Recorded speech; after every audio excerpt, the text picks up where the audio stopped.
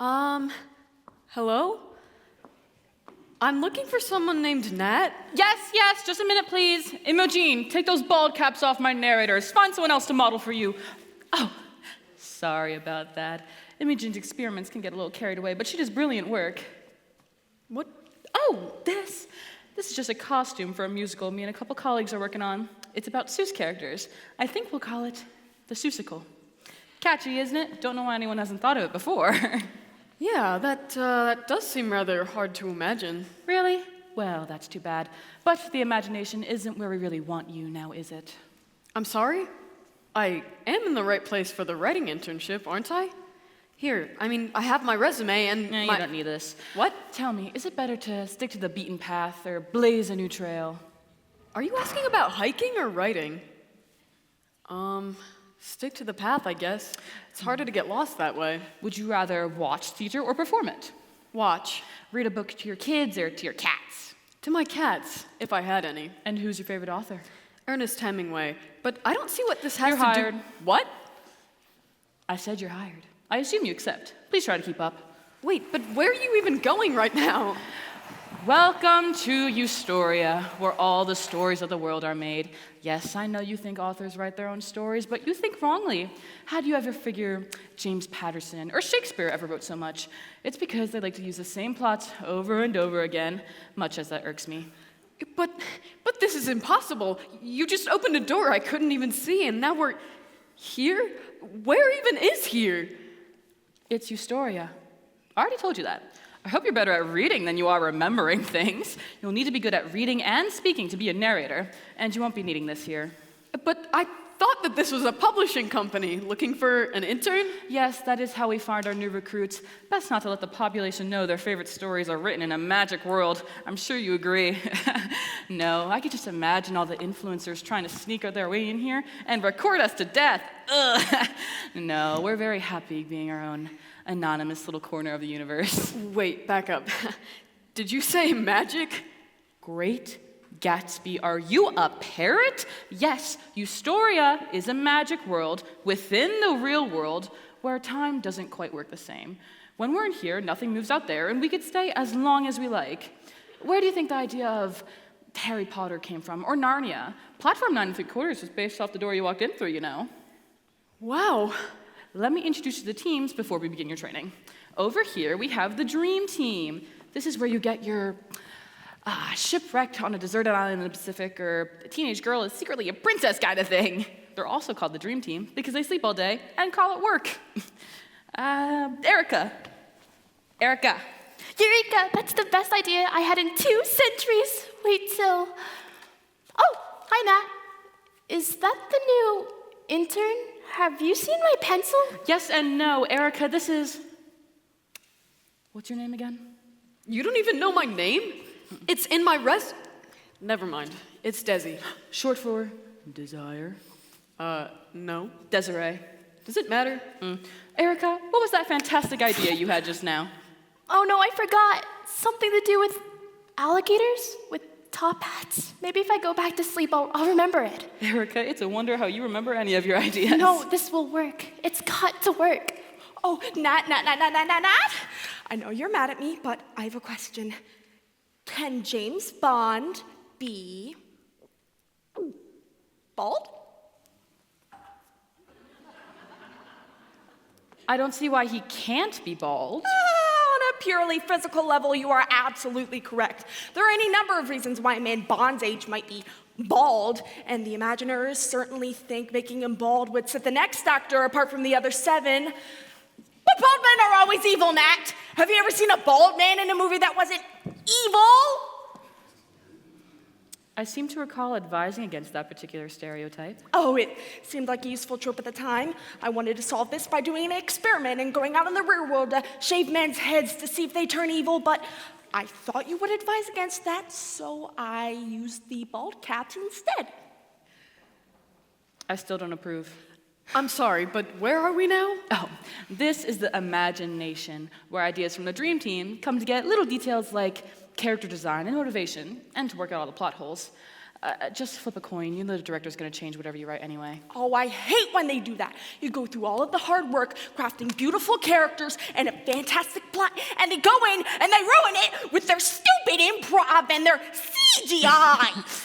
We narrators are the ones who write and read out the final script. Whether it's play, movie, book, we set the tone for the audience.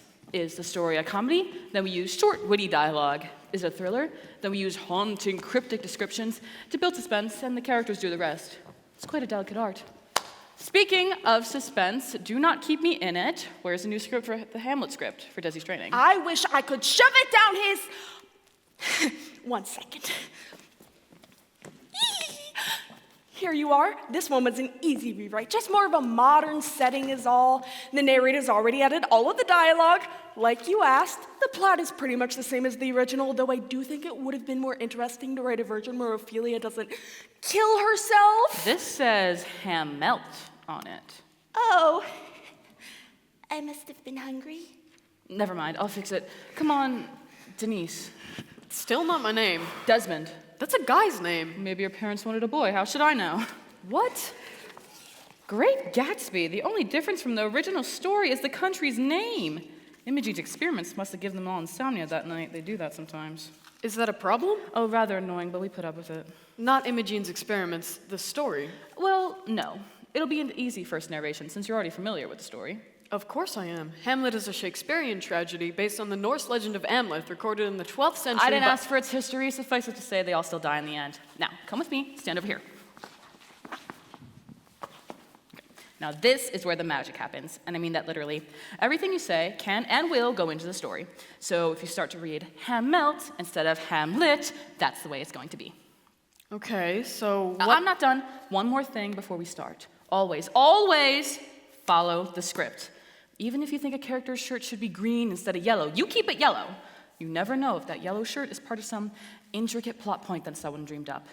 If you think something in the story is wrong, like the spelling of Hamlet's name, which should all be fixed now, come to me and I will fix it. Okay, that makes sense, I guess. But what happens if I accidentally change something? An alarm will go off at the station and I'll come back to reset the scene. I have copies of all the scripts in progress. But if you're careful, that shouldn't happen. Well, this seems like a lot of responsibility. Shouldn't we get a real author to do this? You are a real author now. Nothing is more real than watching your words come to life before your very eyes, and there is nothing more satisfying than to reach the conclusion of another well-told story. How would it be satisfying once everyone's dead? Doesn't that mean that I would be killing them? No, I don't mean that the characters literally come to life. They are mere marionettes, and you're the puppeteer. Just think of them as they are.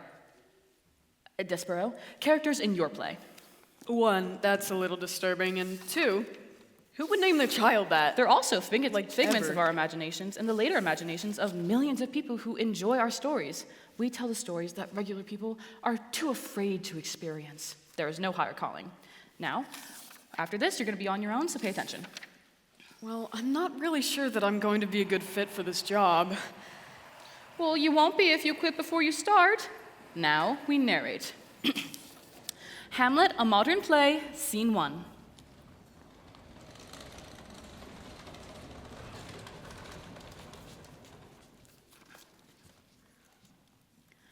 The great hall of the palace of the late king is quiet, still as death. Hamlet enters, pacing, pondering his father's sudden demise not 2 months prior. It seems to him that his grief will never fade, though he hides it best he can. Claudius, the new king of Markton and Hamlet's uncle, enters with his new wife, Hamlet's mother. Hamlet resents their marriage and will never forgive his mother for abandoning the memory of his father and remarrying so soon. Hamlet!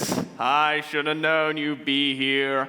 Must you be moping about the palace all hours of the night, mourning your father? It's been long enough. Please, go take off these depressing black clothes and go to bed. I don't understand why you insist on coming here dressed like this every night. No, I don't expect you to understand, Mother. You seem to have gotten over Father's death perhaps sooner than you should have. And yes, you say I still mourn for my father, and you are right, but I only grieve so that I do not forget what others still have. You do not and cannot understand the way I feel. These black clothes are but a cheap reflection of my soul, if I still have one. Hamlet, Your father's death was unfortunate, yes, but nothing unusual. Everyone since the beginning of time has died, and your father was no different. He will want you to quit mourning him and rejoin the living, especially since you will be king one day. Hamlet, just know that I think of you as my son, not just a nephew or heir. Claudius puts his arm around Hamlet in a poor attempt to comfort him. Hamlet hates his uncle without knowing quite why, but he keeps his emotions in check. Yes, thank you, Mother. Hamlet hugs his mother and deliberately ignores Claudius. Claudius pretends not to notice the insult, leaving without a fuss. Hamlet reveals his true feelings now that he is alone, pacing in his agitation. Oh, if only I could melt into the ground and be free of this agony that is my life! Or that God had not made a law against suicide. There is nothing that brings me joy any longer, and there is something that prevents me from having peace, but I do not know who or what is at fault. Where is the justice that a good father and king can die a pointless death, and his wife can remarry his own brother before he had even been in the ground for a month? Tell me! But alas, there is no one I can ask, and so I must suffer alone. It is at this moment that Horatio and Marcellus enter with news about a ghost they have seen flitting through the woods. Hamlet, we saw it just now. There are too many things you could have seen, Horatio. You'll have to be more specific. You know what I'm talking about. It's just as Marcellus said. And Hamlet, the ghost, it looks just like your father. My father? Is he... He is a ghost, Hamlet. I'm sure of that. What was he like? He was pale, sad, and mute. He wouldn't say anything to us, just stared. Oh, and he was armed. Armed?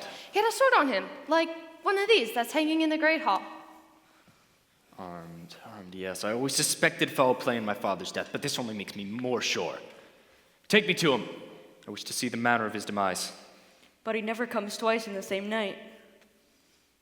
Tomorrow, then, at midnight, meet me at the edge of the woods. Perhaps then my father can show me what happened to him. Hamlet, Horatio, and Marcellus return to their rooms, armed with anticipation for the next night's possibilities. And that is the end of the first scene. Wow, that was more intense than I was expecting. Of course it is. Did you think narrating would be boring? Now, it's your turn to try it out. Don't worry, I'll be right here observing. Could you maybe back up a bit? Yes, perhaps you're right. There is something invigorating about being in a story all by oneself. All Wait. right, I'll leave you here to finish the scene while Wait. I conclude Seussical. Wait, Come no, back I'm through not- the curtain when you've completed your scene, and we'll review your progress together. No, wait, I'm I'm not ready. That's not what I meant. Well, I can tell that this will be the most interesting job I've ever had. I guess we're on scene 2 then? Just fill in the action and the characters will do the rest. Simple. All right. The next morning, Ophelia and Laertes meet in the great hall. Wow. Oh, Ophelia says goodbye to Laertes, her brother, who will be at school for the next few months. Don't be a stranger, okay? You always forget to call home. Me? Forget to call home. It's you who's always too busy with Hamlet whenever I try to talk. If you really value my company, you'd break up with him. Just saying. Honestly, Laertes, we've been over this. He's just not right for you. I mean, he's gonna be the king someday and have all kinds of responsibilities, and he won't have enough time for you. I'm looking out for you, okay? I don't want my sister falling in love with some guy who can't treat her right. Even if he is, the prince. I know, and thank you for your concern, but I don't agree with you. You know, you should really practice what you preach. I don't hear about some girl falling for my brother only for you to break her heart. Me? I would never.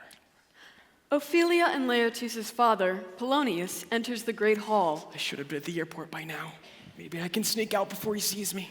Laertes tries to sneak away, but Polonius spots him. Laertes, you're still here. You should be in a plane by now, shouldn't you? You are absolutely right. If you'll just let me out. While you're here, Polonius approaches Laertes and puts his arm around him. Laertes reluctantly stays to listen to his father's speech for the 4th time. let me give you a piece of advice. Laertes motions to Ophelia for help, but she laughs and shakes her head no. Don't be like all those other boys, staying out late and drinking too much. Make friends, but the good kinds of friends. If you stay out of arguments, you'll stay out of trouble. You may spend what you like, but don't spend money on things that don't matter. Please don't be a borrower or a lender, and please try your best to stay out of debt. And Laertes, to thine own self be true. You got all that? Of course, Dad. I practically have it memorized. Laertes pulls himself away from his father, giving him a quick hug, then turns to glare at Ophelia. Some help you are. Oh, you need all the help you can get. They hug, and Laertes begins to leave for real. Ha ha, very funny. You two take care of each other while I'm gone, okay? I always do. Bye. Bye. I love you both. Laertes leaves, and Polonius turns to Ophelia. So, what were you two talking about, Ophelia? Oh, nothing much. Just your normal goodbye stuff. And Hamlet? Ugh, Hamlet. I've noticed he's been spending quite a lot of time with you since his father's death, and you've been letting him. Ophelia, I don't think it's right for you to spend so much time with him. He's not right in the head. Honestly, Dad, he's just sad. And spending time with me makes him forget about that for even just a little bit. Then why shouldn't I? And besides, I like him too. Look, I don't care if he is the prince. If he thinks he can use your affections for his own selfish reasons, then I'll... Dad, it's not like that. He's been nothing but a perfect gentleman to me, and he writes me letters. And you know I would tell you and Laertes if he tried anything that I didn't like. Still, I'd feel better if you didn't spend so much time with him.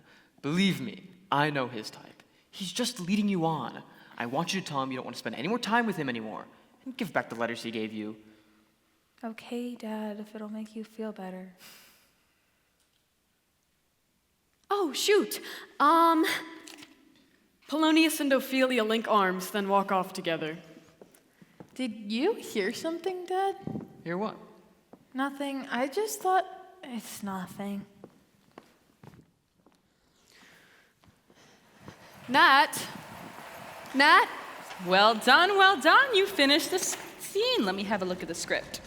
Nat, I have a question for you. Yes, very good. Your choice of words could be a little more precise for the situation, but very good indeed. If you keep this up, you'll be a full-time narrator by the end of the month.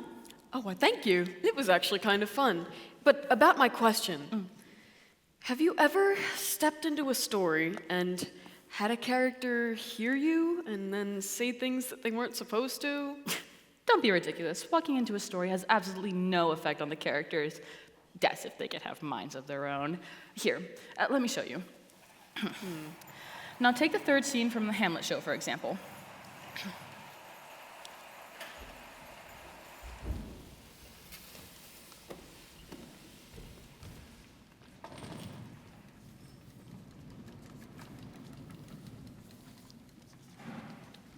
The scene changes are so fascinating. The Wi-Fi can be slow sometimes, but they go pretty fast. Okay. Hamlet, Horatio, and Marcellus are on a stakeout, hoping to catch a glimpse of the dead king's ghost. They shiver in the chilly midnight air as they keep watch.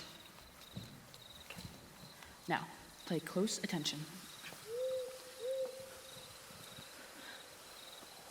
Hamlet!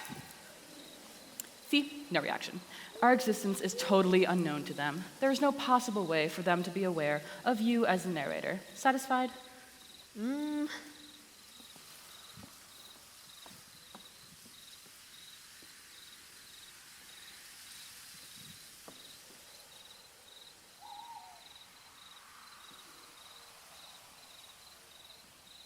Yeah, I guess you're right. It just really seemed like...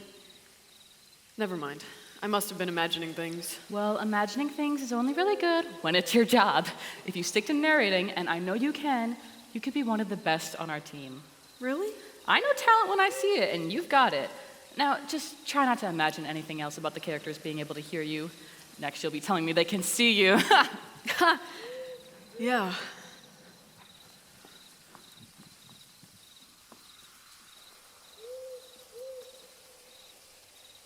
Okay. Must be going crazy or something. One of the best, though, huh? All right, I can do this. It's a drama. Just be dramatic.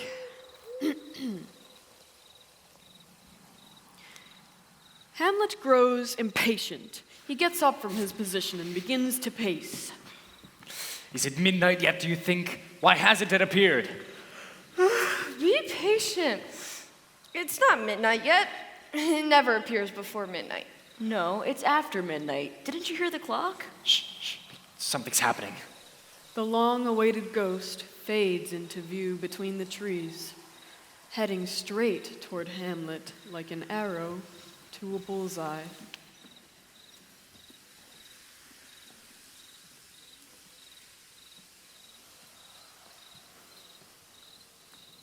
It seems to like you. Be quiet. The ghost stops in front of Hamlet. They regard each other, each wanting the other to speak first. Hamlet cannot stand the silence any longer. Well then speak, apparition. I do not care if you've come to save this country or to burn it, so long as you speak. What haunts you so much that you have to return from the grave? Are you really my father? Why are you armed? Tell me! The ghost motions for Hamlet to follow it and glides slowly back toward the trees. I think I'm going to follow it. Not on your life! Horatio and Marcellus hold him back, afraid for his safety. Let go of me at once! Fate is calling and you are trying to thwart it! I swear if you do not let me go, I will make ghosts of the both of you! Hamlet fights furiously to be free until they have no choice but to release him. The ghost continues to beckon. Go. I am following. Hamlet follows the ghost into the woods, leaving Horatio and Marcellus behind, stunned. He's gone completely mad. Well, what were you expecting him to do when we introduced him to his father's ghost? Pretend everything's normal? Well, we'll have to go after him, or he'll go insane for sure. This whole situation is madness. Where will it end? Something's rotten in the state of Markton, that's for sure. Then God help us all. Quick, before we lose him. Horatio and Marcellus rush into the woods, following the path the ghost led Hamlet on. In the woods, Hamlet catches up with the ghost, out of breath. The ghost? Well, he's also out of breath because he doesn't have any. Oh, thank you. I will be here all night. Anyway, Hamlet demands answers after this wild ghost chase. Enough. I'm not going any further. Just say what you have to say. You must be ready to avenge me before you hear what I have to say. Avenge you? Hamlet, I am the ghost of your father, doomed to walk this world until wrongs have been righted. If you ever loved me, I do. then you will avenge my murder. Murder! Yes, murder. Murder most foul. But this is murder most foul. Strange and unnatural as it always is. Then tell me who took your life so that I may take his own. You were told I was killed by a snake in the palace garden, but the only snake in the palace now wears my crown. Uncle Claudius, I should have known. My brother robbed me of my life, my throne, and my queen all at once with his poison. Avenge me, my son, but do not harm yourself or your mother when you do. Do not corrupt your soul with unholy deeds. The ghost has said what he came to say and fades away with the morning fog. I must go before dawn arrives, Hamlet. Remember me. Remember your poor father. Avenge me. I will. I swear it. And the ghost is gone, leaving Hamlet alone and furious as the full news of his father's murder begins to sink into his melancholy mind. Why did this have to happen? Surely someone in heaven, earth, or even in hell could have prevented this. Remember you, Father? I'll remember you until the day I die. Remember you, I will remember nothing but you. I care now about nothing other than revenge. And think, it was my own uncle, my Uncle Claudius, who smiles and calls me his son when he himself murdered my father and married my mother. Poison is too good a death for such a snake. But I must find a way to make good on my vow to my father and ease his soul, even if I have to kill everyone in the palace just to do it. At that moment, it's like a switch has flipped inside Hamlet's mind. He has found a new purpose in life, or in ending life. He becomes almost joyful as Horatio and Marcellus come running up, having found him at last. There you are. What did it say? Was the ghost really your father? Hello, so kind of you to join me. Yes, indeed, he was my father. Well, what did he say? Oh, just that any villain in Markton must die a villain's death. Well, you hardly need a ghost to tell you that. So true, so true. Well, back to the palace. I'm sure you'll both be missed and you have palace duties to attend to. Horatio and Marcellus are confused by this new side to Hamlet, and they suspect that he's hiding something from them. If you say so. I do say so. And incidentally. Hamlet puts his arms around the both of them in more of a threat than a companionable hug. You must never tell a soul what you saw here tonight. Understand? This is our little secret. Yeah, of course. Wouldn't dream of it. Swear it. We already told you we wouldn't tell. Swear! Oh, you had better swear, or else my father will be most displeased. All right, we swear. Yes, we swear. Good. Remember, no matter how strangely I seem to act, or what you see me do, you must never tell a soul what you saw here tonight, or even act as though we were here. Well, back to the palace, where the world has gone mad, and I must fix it. The three walk out of the woods together, Horatio and Marcellus exchanging concerned glances as Hamlet whistles a carefree tune.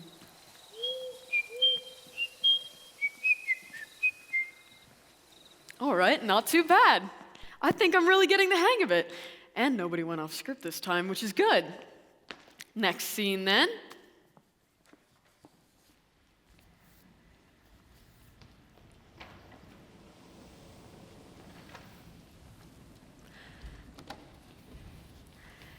Wow, I'll never get used to these scene changes.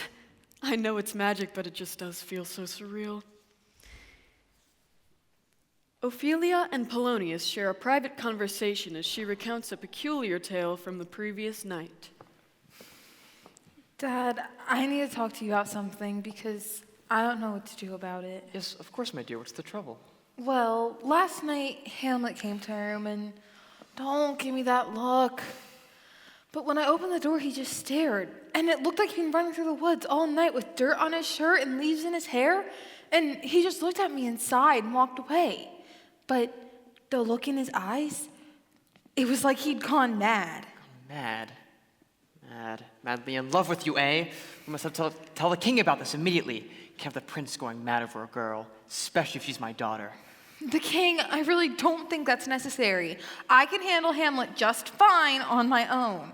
At that moment, who should arrive but the king and queen themselves?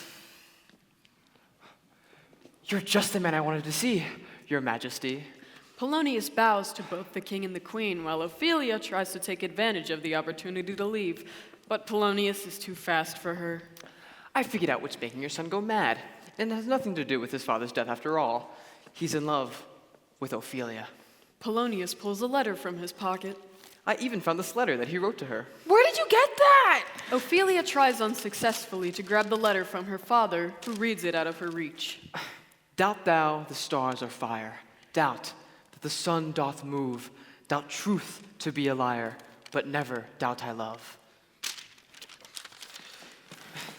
Someone who's not madly in love could not have written such a thing. That, and the fact that Ophelia said she didn't want to see him anymore, couldn't be more obvious. That certainly does seem to be the case. But are you sure Ophelia's the cause of his madness? It couldn't be anything else. Have I ever been wrong before? Well, I'll prove it to you then. Hamlet usually comes around the Great Hall about this time, doesn't he? He does. Well, why don't we hide behind those plants over there and leave Ophelia here to see what he says to her? Then you could see with your own eyes that he's madly in love with her. Not a bad idea. Hurry, here he comes now. Hamlet strolls slowly into the great hall, reading a book with his father's sword strapped to his belt. He doesn't yet notice Polonius and Ophelia in front of him, or does he? There. Put that letter down. Hamlet's coming. I need you to get him to confess his love for you so his parents can see that you're the reason he's gone crazy. Wait, what? You'll be fine. He's right there. You will be watching. Polonius scurries over to join Claudius and Gertrude behind the plants. What's happening and who said? Hamlet finally puts his book down as he approaches Ophelia, a dreamy look in his eyes. Ophelia looks up expectantly.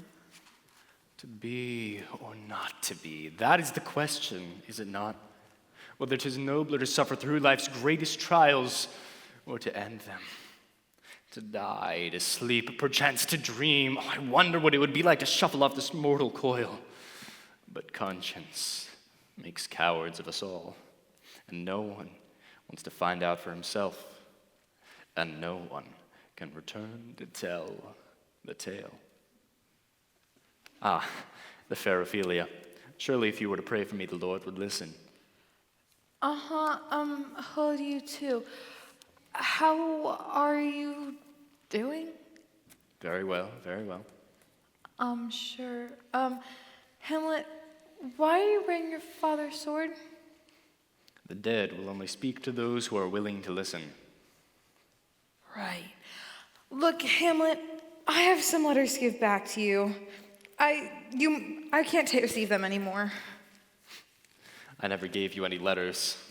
You most certainly did, and I enjoyed reading them, but you must take them back, for gifts lose their value when the giver changes. Ophelia has reluctantly removed several letters from her pocket, holding them out to Hamlet. Are you good? Excuse me? Are you beautiful? Because if you were, then your goodness should have nothing to do with your beauty. For beautiful people are often easily corrupted, and good people often easily overlooked. I did love you once. You certainly made me believe you did. Then you should never have trusted me. All men are nothing but deceitful liars. I never loved you. And I'm the more deceived. Get thee to a nunnery, for it would be better for you to never marry than to give birth to more sinners like me. I am arrogant, vengeful, and bitter. Why should there be more people like me on this earth? Hamlet, I think I will pray for you. Oh, but if you do marry a fool, because undoubtedly you will make one of him soon enough. Oh, you drive me mad with your two-faced ways. All women drive me mad.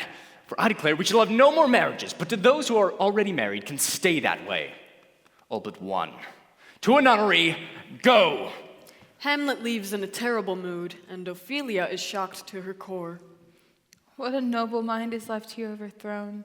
Hamlet certainly seems to be going crazy, but then again, I think I'm going crazy too. Polonius, Claudius, and Gertrude emerge from behind the bushes. Ophelia had forgotten they were there. You! Dad, who is that? Oh, don't be ridiculous. There's no one else here. Well, do you see what I mean? He's head over heels for her. Although he has an odd way of showing it. He certainly has seen better days, though I'm not so sure lovesickness is the cause of his madness.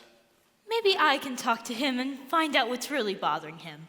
I am his mother, after all. Yes, perhaps that is for the best. Claudius, Gertrude, Polonius, and Ophelia leave the Great Hall to go plan more ways to find out what's wrong with Hamlet.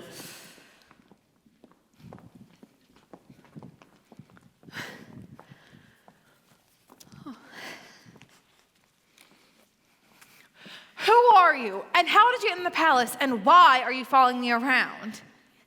You can actually see me? You shouldn't be able to see me. Of course I can see you. I'm not blind.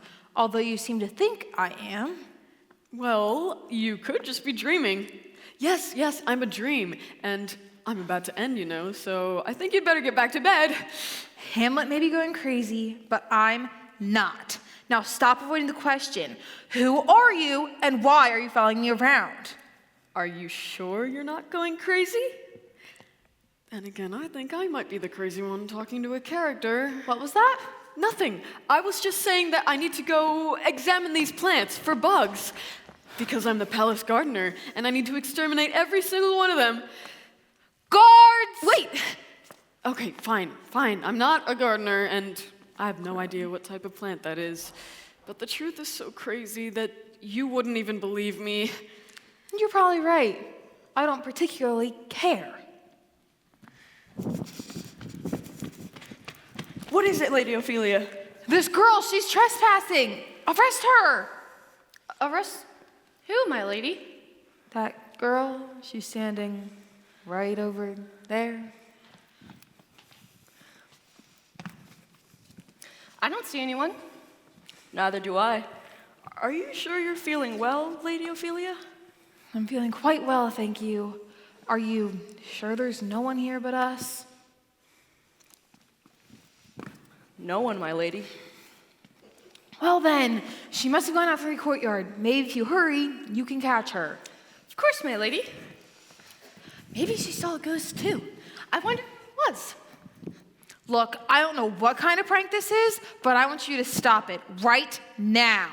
It's not a prank, I swear. They really can't see me. And you shouldn't be able to see me either, let alone speak to me. You're only supposed to be able to say what's in the script, so... What? Let me see that. This is insane. You wrote down our whole conversation? No, that was written down way before your conversation even started. The truth is, I'm a narrator, and you're a character in my story. You're right. That is crazy. You had to have written it down. No. And what's this? Hamlet kills my father? Why would you write such a thing? I told you, I didn't write it, and I'm sorry, but that's just the way that the story goes. Yeah, well, I don't believe you. You're probably just trying to get in the palace to see Hamlet. Every girl does. You really think that? Then how do you explain that you're the only one who can see me? I can't. That's because I really am a narrator. And I can prove it. Do you remember last night when Hamlet came into your room looking disheveled and acting weird? That is because he had just been out in the woods with Horatio and Marcellus and seen his father's ghost, who told them that he had been killed by Claudius because Claudius wanted to be king.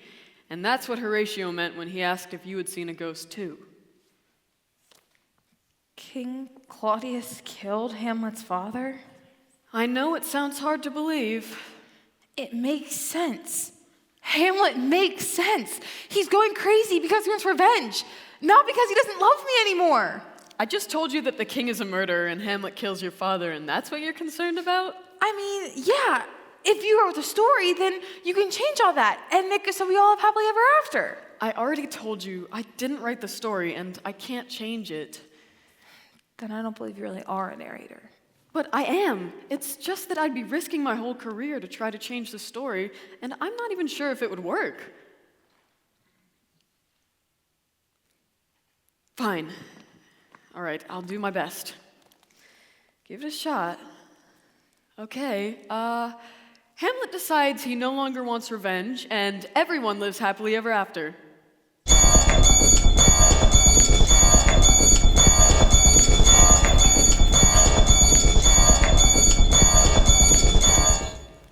Haiti, didn't I expressly tell you not to try to change the script? Yes, but there are no buts. You were to come to me with any issues you think you may have found and not try to change them yourself. Oh, but you didn't just try to change one thing. You tried to skip the best part of the story and give it some fairy tale ending. I thought you understood your job. Desperado. That's not it. I have to be getting close. You have one more chance to successfully narrate the story without changing anything, or you will not be able to work at the narration station. I think you can be great, but only if you follow our rules. But do they really all have to die? Even Ophelia? Oh. Yes, of course they do. Don't tell me you're getting attached to the characters. That is a fatal mistake, Des. I'm not. I just think that there are better ways that the story could end. Trust me, Dee, you are not cut out for the imagination. You don't have the emotional range for it. Ouch. Go finish your story exactly as written.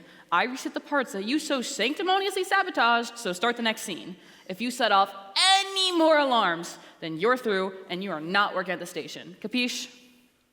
All right, yes, ma'am. I want you to succeed, really. But that's up to you. Boop. Remember, no more changes.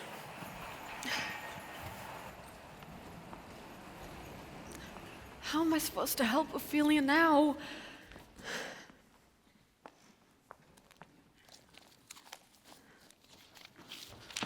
Where have you been? I've been going crazy all month wondering if you were ever coming back. I'm sorry. My boss was really mad at me. And wait, did you say month? I knew the second you disappeared you were telling the truth. You have no idea how stressful it is to live in a palace. You know, as the king killed your sort of boyfriend's father, and your sort of boyfriend is going to kill your own father at some point in the future, all because some weird girl no one else can see for some reason says so. But now that you're back, you can change all that, right? Hamlet's been acting strange lately, even for him.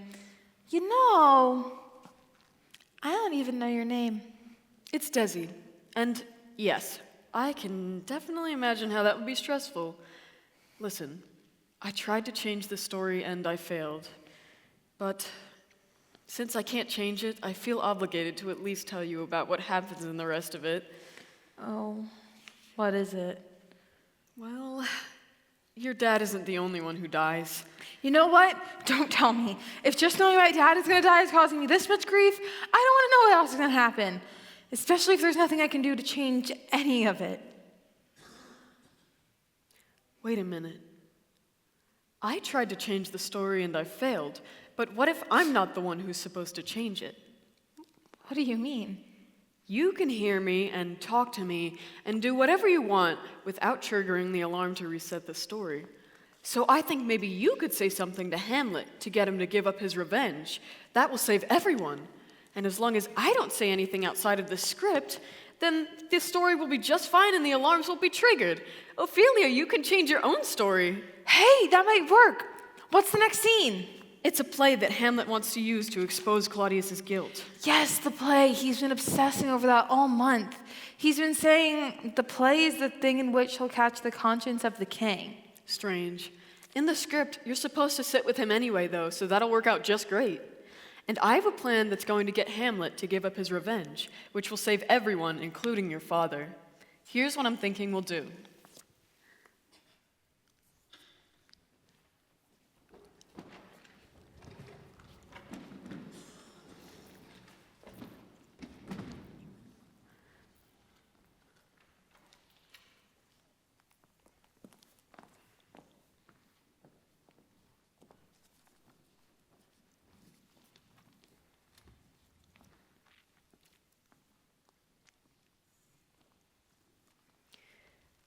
Hamlet waits eagerly for the start of the play, ready to watch Claudius's reaction to the trap he has set. You're in a good mood tonight, Hamlet. Yes, indeed I am. Why shouldn't I be? My mother seems joyful enough after what, only 3 hours after my father's death? Hamlet, it's been 3 months. Has it really then? Well, I suppose I should get off all this black. After all, 3 months is more than enough time for the dead to fade from living memory. But here, the play's about to begin. The lights dim. As the play begins, Hamlet focuses his attention on Gertrude and Claudius, hoping to expose their sins. This play will be most revealing. Art imitates life, after all, and this more than most. The player king and queen mime a summary of the play. They act in love, then the king goes to sleep, and the queen leaves.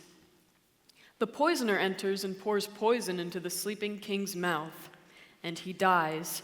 The poisoner runs off with the crown. The queen returns and finds the king dead, becoming hysterical. The poisoner returns and, offers gifts to the queen, to which she refuses at first, but later accepts the gifts and marries him.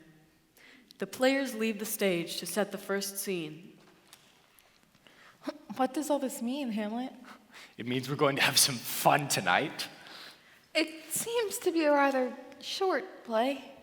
As short as a woman's love, no doubt. Not all women are as fickle as you suppose us to be.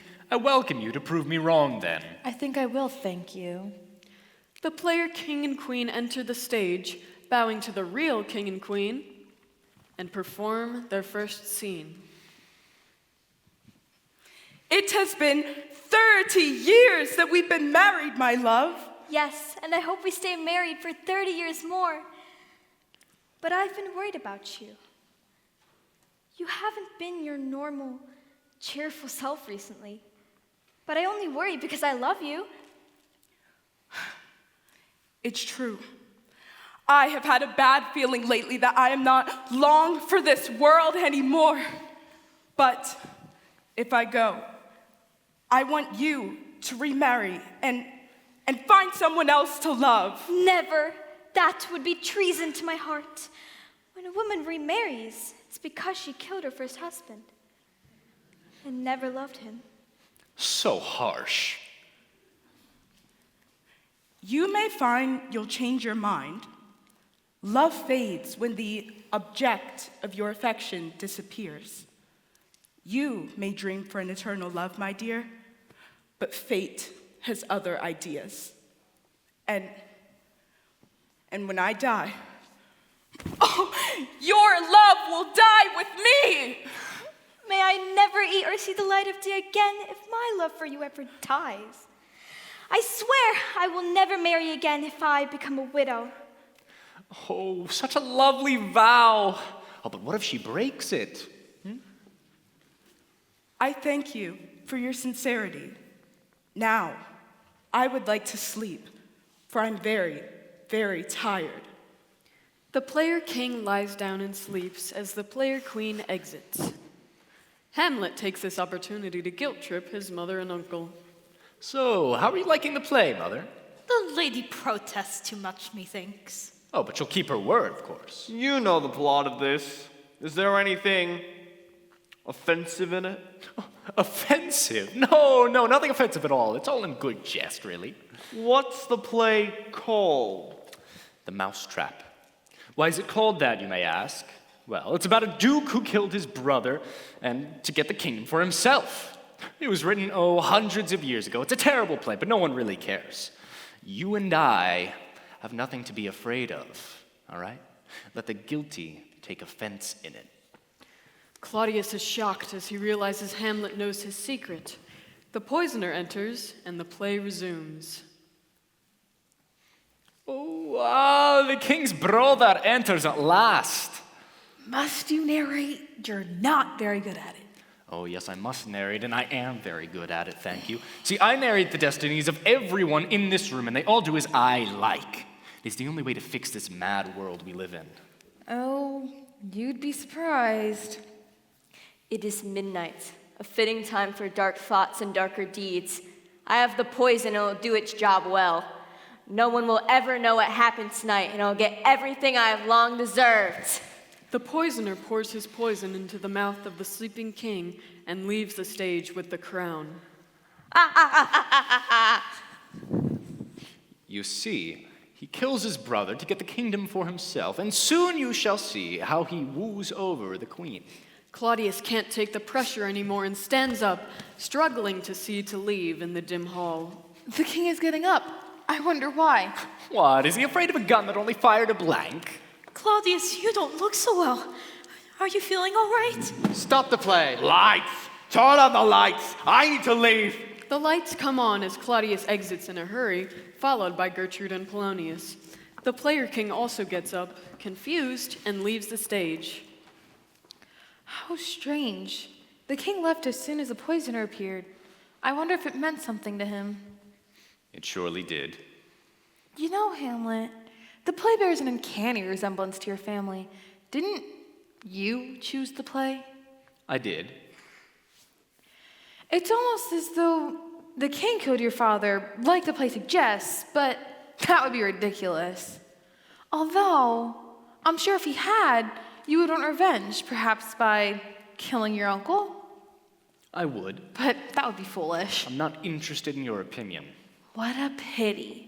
I was going to say that Claudius is clearly bothered by his own guilt, and what better way to expose that guilt than in front of the whole country?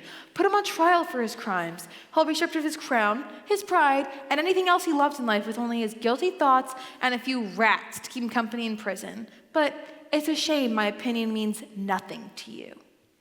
Whoever kills a man shall surely be put to death. Aye, so you know your Bible. But how about this one? Vengeance is mine, I will repay, says the Lord.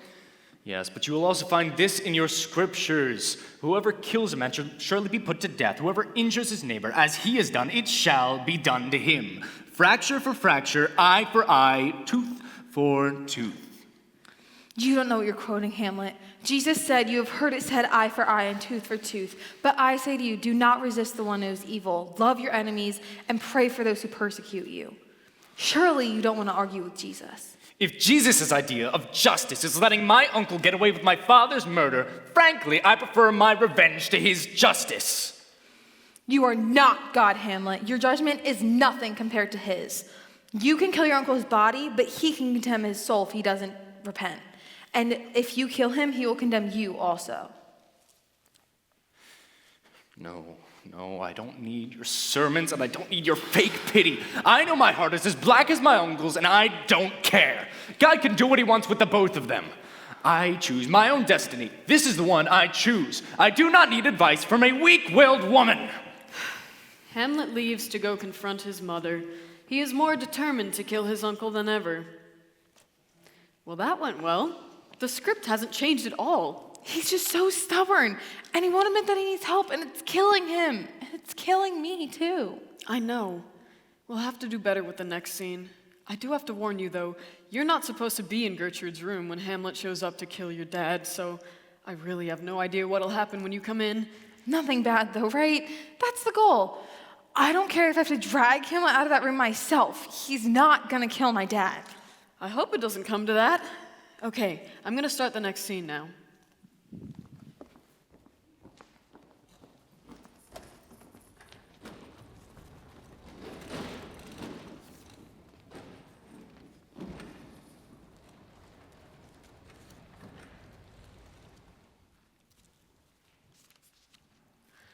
Gertrude waits patiently on her bed, ready to find out once and for all what is wrong with Hamlet.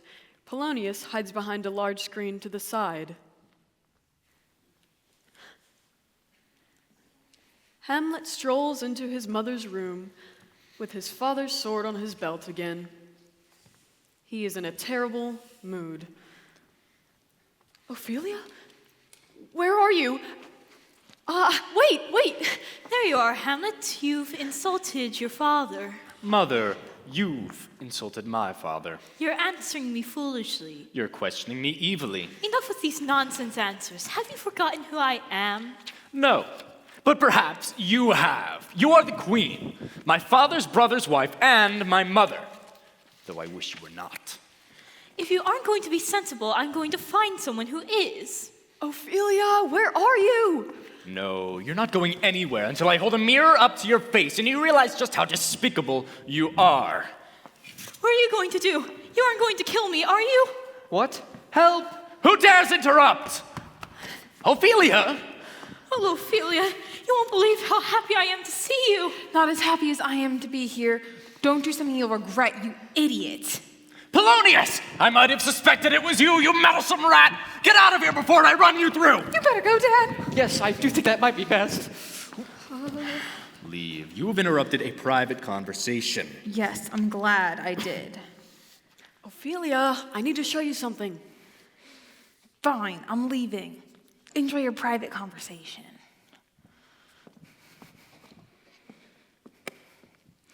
Look, Hamlet, I know all you can think about is revenge, but if you can ever find room for me in your heart again, I really did enjoy your letters. To the Great Hall! Oh, Ophelia goes to the Great Hall?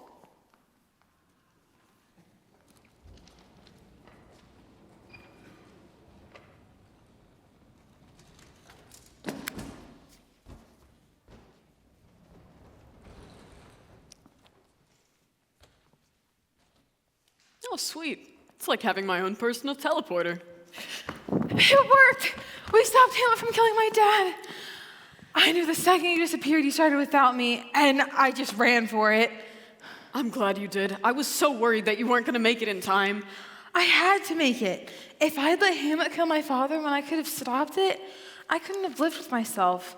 As much as he embarrasses me, thank you for this chance to change things. It means a lot to me. You mean a lot to me. Oh, come on. No, really. I hope you know I consider you a friend, even a best friend. You know, it sounds kind of strange, but I feel like I could say the same thing about you. In this short time since I've entered your story, I felt more alive and at home than I ever have before. Well, I'm glad we could be friends, if only for a little while. You know, maybe God brought us together because he knew we needed each other. Maybe. Oh, I almost forgot. I have to show you something. See here? This is the scene that we just left. It started out normal, but after you entered, the words on the page just started rewriting themselves. And look, I looked through the rest of the script, and most of the other scenes have started doing that too. It's like you're the one narrating this story now. Me? No way, that's crazy. So does this mean everyone lives happily ever after now? Not exactly. Hamlet still kills his uncle and goes moderately insane. Well, we have to keep trying to get Hamlet to give up his revenge. It's the only way. Yeah, but we're gonna need some help to do it. So I think you're gonna like this next scene. Come here. Right there, yeah. Laertes returns from school, making his way through the great hall on his way to his room. Laertes! You said you would call you lawyer! Ow! Ow! You never called home either. Probably too busy with Hamlet as usual, I suppose. Actually, we broke up. Oh, I'm sorry, I didn't know. How could you? You never called. Hamlet's been not okay. Not okay, how? Well, physically he's fine, but definitely not otherwise. He found out that his uncle sort of kind of killed his father, and now he's sort of kind of obsessed with getting revenge and killing his uncle. What? That's insane. Okay, well, so you're saying the king is a murderer, and your ex-boyfriend wants to murder him? Yeah, pretty much. I tried to get him to give up his revenge, but he wouldn't listen. But we still think we can get him to change his mind. We? Who's we? Did I say we? I meant me and Horatio. Yeah, he's the one who told me about Hamlet and his uncle. Well, then I would talk to Horatio too. No! I mean, Horatio's far too busy keeping an eye on Hamlet. You'd never be able to talk to him alone. I passed Horatio on the way in here. He's out in the guardhouse. No Hamlet in sight. Right. Did I say Horatio? I meant Harriet? And who is Harriet? My invisible friend? Yeah, I can almost hear her laughing right now. Really? No! Oh. Okay, you are clearly hiding something from me. And if you don't want to say what it is, that's fine. Oh, wait here. I have something for you. I thought for a second you could hear me. I know, me too. That would be wild. Yeah. Hey, I forgot how cute your brother is. Is he single? Excuse me? This is my brother we're talking about here. And besides, you can't date someone who can't even see you. That's the only reason I said anything to you. You know I would never say that to his face. You better not. That would be super weird. What? Ta-da! Oh, wow. What is it? It's a sculpture I made in a class I took. It's supposed to be a dragon, but I think it looks more like a fish. It still has some scales. Wow. Thanks, Laertes. I'll put it on my dresser where I can look at it every day. Oh, thanks. Now, every time you see it, you'll be reminded of how bad of a sculptor I am. I dropped out of that class, by the way. Yeah. So, you going to introduce me What? to your friend here? Is this Harriet? You can see me? Yeah? It's not like you're actually invisible. That'd be ridiculous. Just imagine if you were invisible earlier. Okay, no, seriously, what am I missing here? Laertes, this is Desi. She's the one who actually told me about Hamlet and his uncle. So, not Harriet. Sorry to disappoint. Wait, but then how did you find out about all of this? You know what? We should talk about this in your room. The walls have ears, and there's been far too much spying for my taste.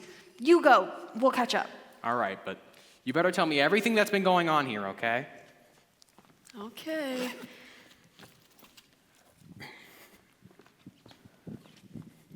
Oh, I think you're kind of cute too.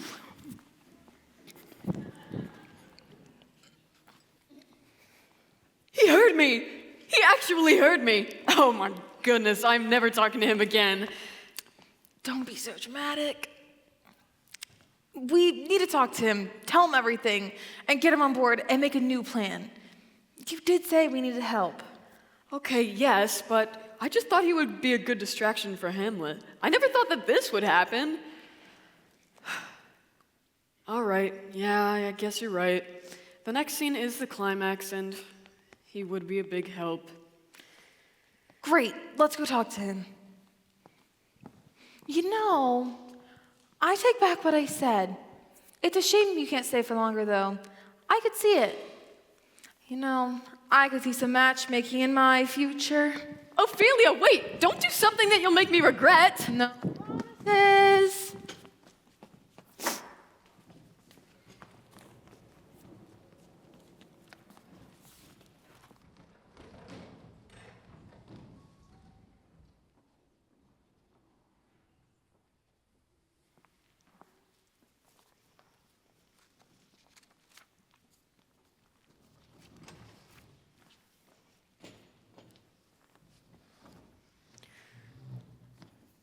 Gertrude and Claudius share a private conversation as they wait for Hamlet to appear and the feast to begin.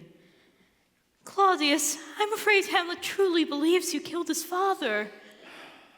I assure you, Gertrude, you surely mistaken. The palace physician said my brother died of snake bite, not poison, and certainly not by my hand. It is a shame the physician also died of snake bite, or he could have assured you of this fact. He seems awfully certain. Who would you rather believe, my dear? Your husband, who has done nothing but take over the necessary duties your previous one left behind, or your son, who's so clearly mentally ill after his father's passing? I know Hamlet's been a bit addled recently, but he is not ill. Misguided, perhaps, and stubborn, but not ill. No, of course not. He simply wishes to kill me because he believed I poisoned his father. Every sane person does that. Oh, Claudius, what are we going to do with him? Don't worry, my dear. I'll take care of Hamlet myself. I'm glad. I do hope we can put this trouble behind us. Behind us and 6 feet beneath us. Hamlet enters wearing his father's sword, surveys the room, and takes a seat next to his mother. Good evening, Mother. Claudius. What a lovely feast this will be. One might even say it is fit for a funeral. Indeed. Hamlet picks up his goblet, swirling it around as he stares into it. Yes, perhaps even for my own. But that doesn't matter. Destiny will win in the end. Hamlet puts the goblet back down on the table, much to Claudius's disappointment. So, King Claudius, I heard the most interesting rumor from a friend of a friend while I was away at school. And do you want to know what it was? I heard that the late King Hamlet's death was not an accident, that he was deliberately poisoned. Did you really? What a ridiculous rumor. I thought the same thing, and that's what I told him. Until I talked to Ophelia. Tell him what you heard. Oh, I heard it from the late king himself. You what? Impossible! I met the king's ghost, and he told me how you poisoned him in your sleep to get his crown and his queen. What a ridiculous story! Surely nobody believes this! Claudius stands up, becoming slightly unhinged as his secret is revealed. Hamlet also stands and glares at his uncle. Gertrude remains confused, and Polonius sleeps through it all. Keep going. The script is starting to change itself. And Hamlet, Horatio, and Marcellus all know it too. Guards! That does not mean all the changes are good ones. The swords, Laertes. No proof. You have no proof! Your ridiculous plays and ghosts mean nothing! Proof? You want proof? The ghost is with us now.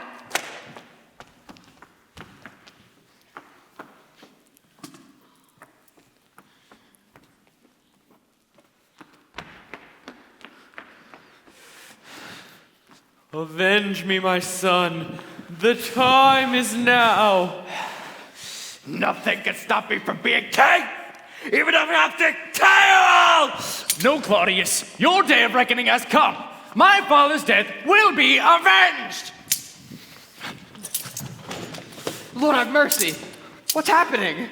What happens next? I don't know. The script is writing itself at this point. How it ends is all up to you. I just can't believe Claudius would really do such a thing. Hamlet was right. I really am so blind. Would someone please explain to me what is going on?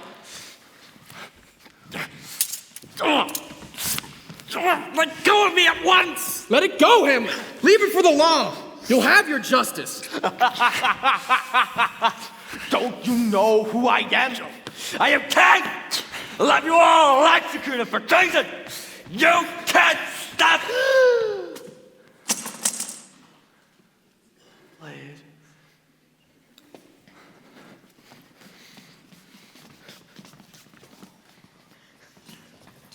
I hope his soul is forever tormented for his evil deeds. Perhaps now my father's ghost can finally be at peace.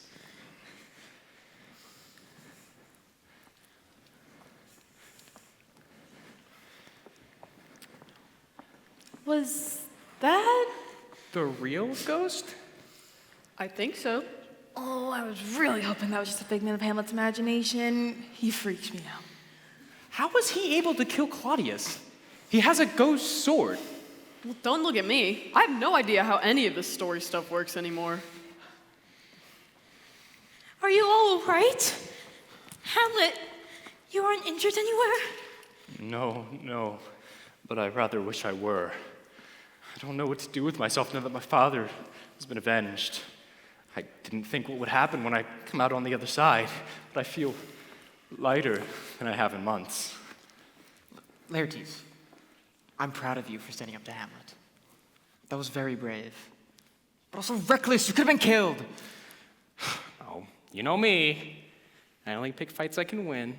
Do you really have to leave? I was hoping we could spend more time together, you know? Really quite fascinating. Thank you. I'd love to stay, but the script ended, so the story's over. You're all free to live your lives how you choose, and I have to go narrate someone else's life, much as I don't want to. Desdemona!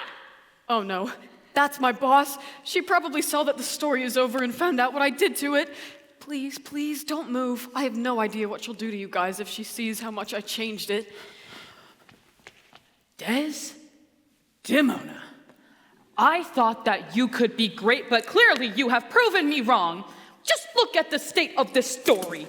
Rewriting scenes, changing characters' fates, such things are unheard of. You are to come back with me to the station at once so I can reset the story and narrate it properly. No, I won't let you reset this story. It's perfect the way it is. Don't be ridiculous. You have no authority over the matter. Now come. Come out of that story, Desi. She doesn't want to go, so just leave her alone. I don't care if you're her boss. You don't get to talk to her that way. Incredible. all my years, I've never seen a character who could think for themselves, much less two. Lady, you're crazy. But as fascinating as that is, it is unacceptable. All stories must be narrated exactly as written. Desi, I've decided that your punishment is to reset the story yourself. Now come. No, I won't. These characters deserve to choose how to live their own lives. And as a matter of fact, I deserve to choose my own life too. So you can just find another narrator to control because I am done. Dennis, no! So, what does this mean? You're staying? You couldn't get rid of me if you tried. No, literally, I don't think that there's any way for me to get back now. Are you sure you're okay with this? I've never been more sure of anything in my life. It's almost like meeting you two was What? destiny. Why is that funny? Because destiny is my name. Ophelia, dear, Hamlet has something he would like to say to you. Ophelia, I realize this is a private conversation. Looks pretty private to me there. Ophelia, I realize I've been a bit Obsessive? Murderous? Insane? Yes, and I am so sorry for what I said and did to you. I realize I was so hard set on avenging my father's murder that I threw away the one thing I cherished most of all. Ophelia, I really did mean what I wrote in those letters, and if you're agreeable, maybe we can pick up where we left off? Oh, I'm agreeable. As long as you promise not to try to kill anyone again. I already said I was sorry. But it's whether or not we believe you that matters. Okay, all right, I'm agreeable to it. Happy, dating or whatever. Laertes, don't tell me this finally means you approve of us. Yeah, well, let's just say I believe in destiny. Guys, you have no idea how happy this makes me. You got to save your family, cure Hamlet's madness, and I got the two best friends that I could ever have asked for. You know, I don't even care if it's only the two of you who can see me out of this whole world, because that's enough. Who said that?